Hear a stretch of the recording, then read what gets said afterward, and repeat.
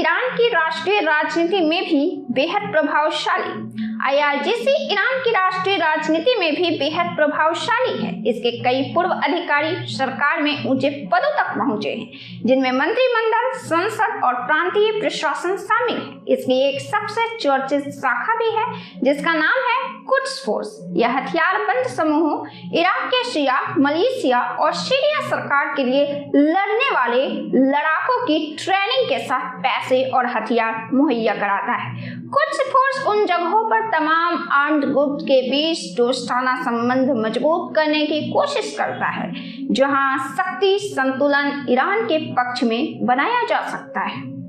Quds force दर्जनों देशों में सक्रिय। कुद्स का अर्थ होता है पवित्र।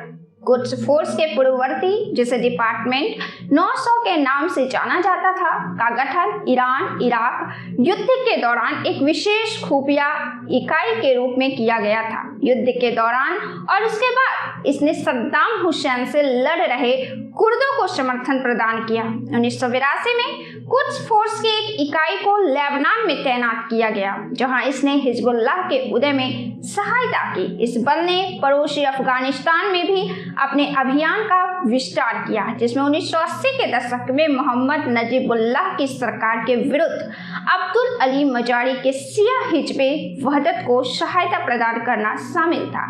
इस बल को दर्जनों देशों में सक्रिय बताया गया है। आईआरजीसी के बढ़ते प्रभाव का ईरान के राष्ट्रपति ने विरोध भी किया, लेकिन इन विरोध के बावजूद भी आईआरजीसी की शक्ति बढ़ती गई। 16 मार्च 2022 को इसने ईरान के परमाणु कार्यक्रम से जुड़े परमाणु केंद्रों की सुरक्षा और संरक्षण के लिए कमान नामक एक नई स्वतंत्र शाखा की स्थापना की।